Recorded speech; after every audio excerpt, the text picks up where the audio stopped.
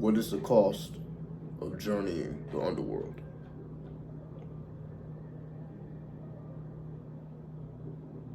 To answer this question, we must look towards the outer planets. From a Uranian perspective, it will give you hypersensitivity or acclimate your nerves to be more inclined to your subconscious and your unconscious mind.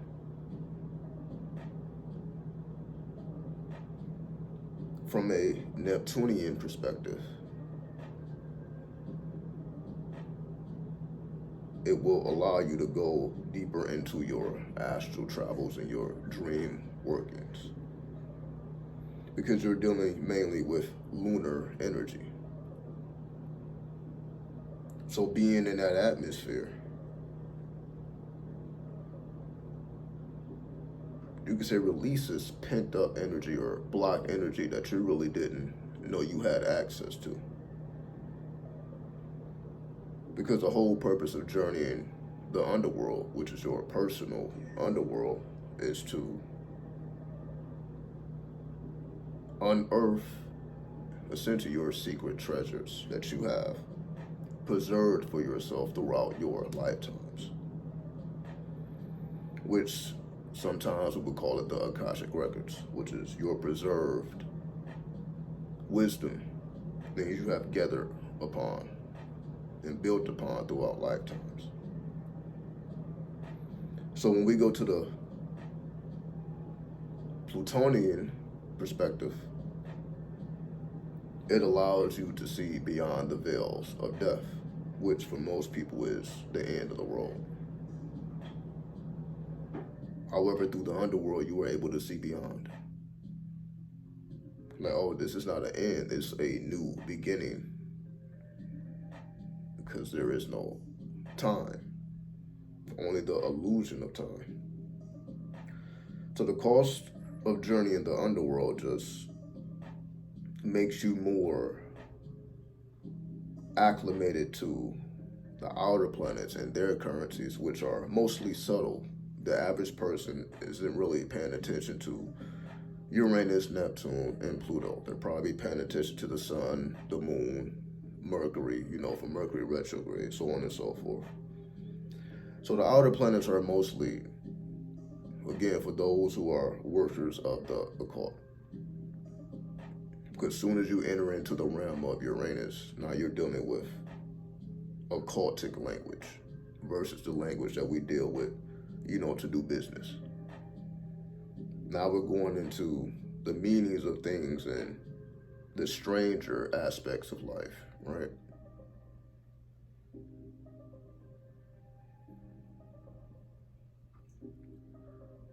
Because hypersensitivity just represents you being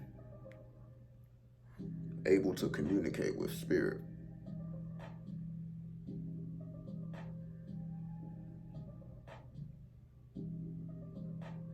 So it's things that, as we call not just the spirit, but the Holy Spirit, because Uranus represents the Holy Spirit.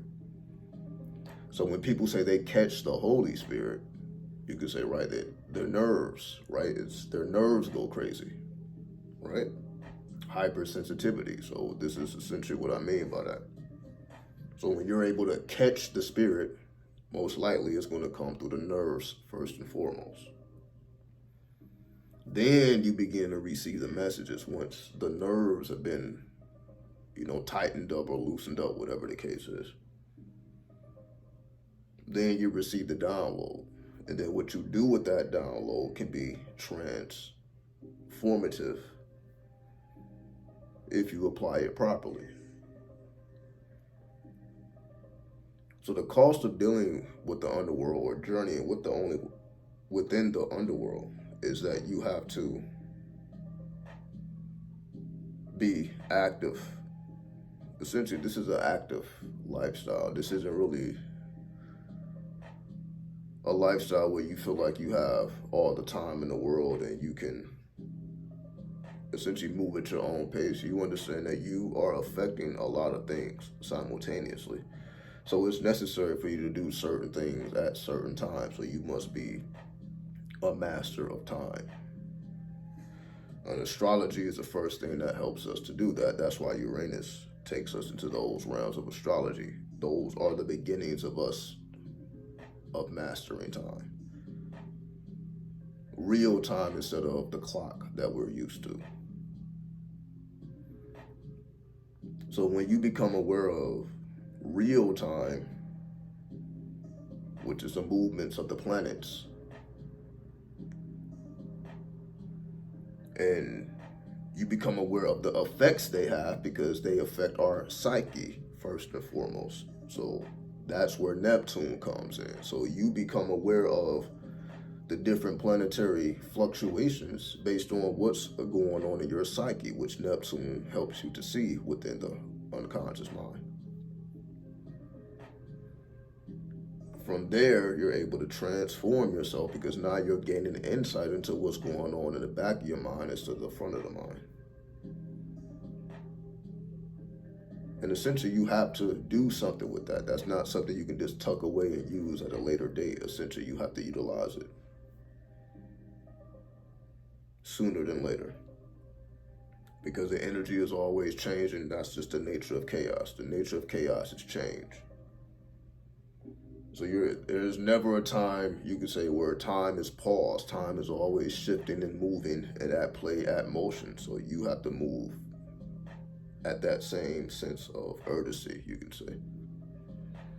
So that's why it becomes necessary for you to do certain things at certain times.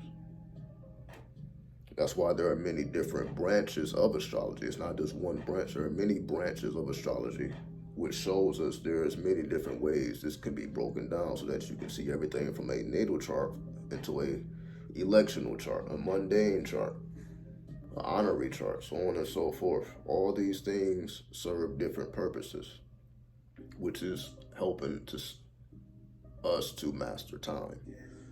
Because now we're paying attention to the planets, so we're not just taking somebody else's word, somebody else's opinion, someone else's thoughts. We're just observing what's actually occurring right in front of us if we have the eyes to see it. And then what's already been spoken to us if we have the ears to hear it, which is the Neptunian factors.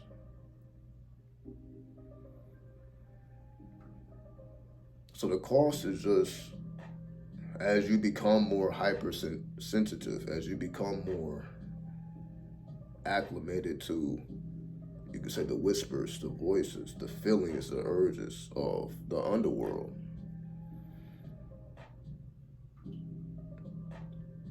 then essentially you become something different than what you was when you first started.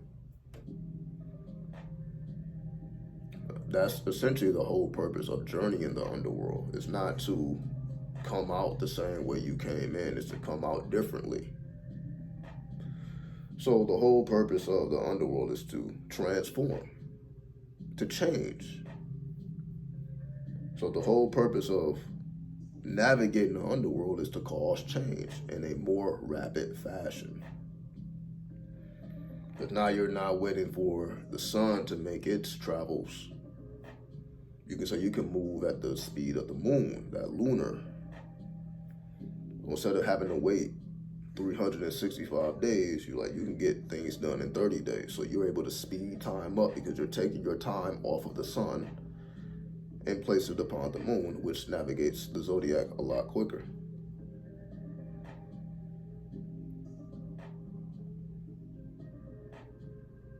So this is why change will occur when you become aware of, okay, this timing thing is really important. It's very important for me to be able to navigate time and to be able to have a true sense of what's going on in the underworld because I can feel it, I can hear it, I can taste it.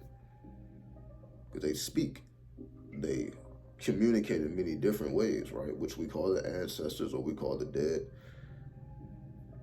So you become necromantic. That's where you transform. You become a necromancer. You become necromantic. Now you're doing dealings with the dead, or as they call the wheel of the dead, right?